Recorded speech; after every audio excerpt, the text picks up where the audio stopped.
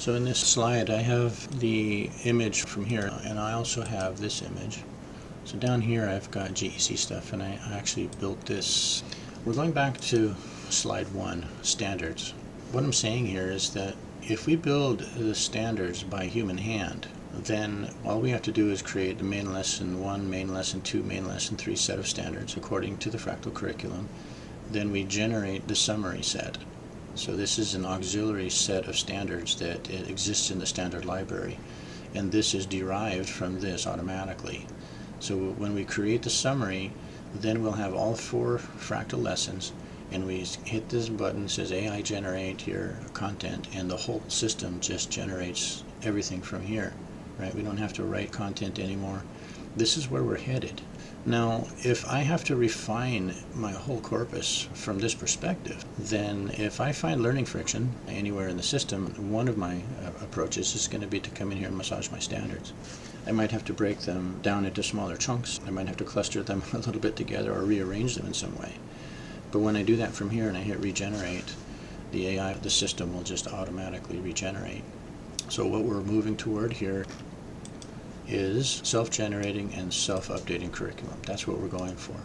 And so if we go back to this image again, the last thing we want to talk about is this part, number 4, feature extraction, pattern discovery, and control through sparse sensors.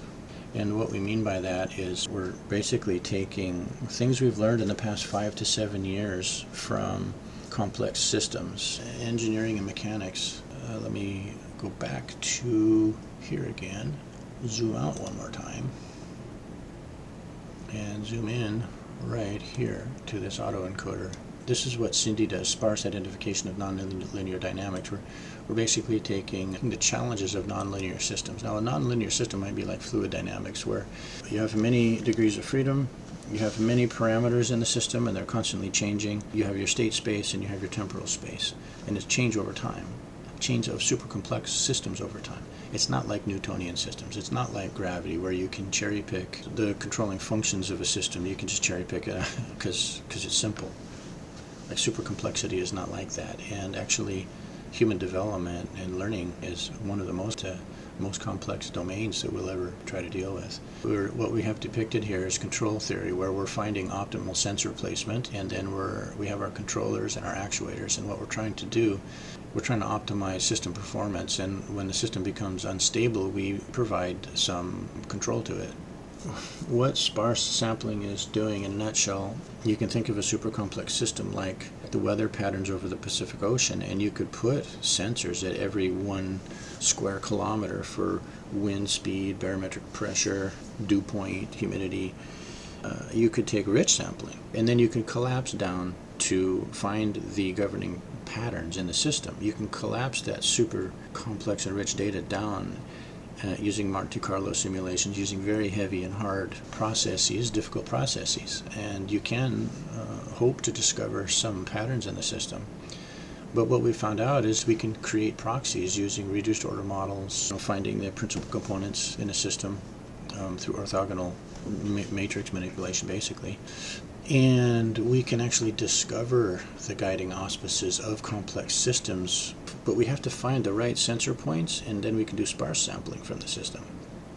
But then when we provide control and influence into that system, those optimal sensor points actually move, and you have to follow them around.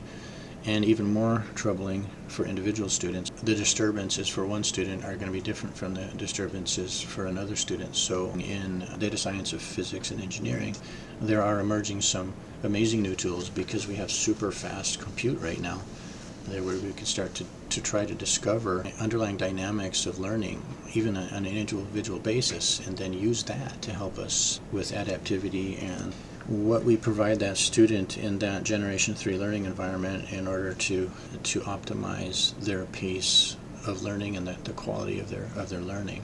Going back then to this view, what we're doing is content automation. That's this. We're generating and automating the content. We're giving student support automation using AI. Then our performance analytics, we're refining the data so that we can use it in feature distraction, pattern discovery, and control theory.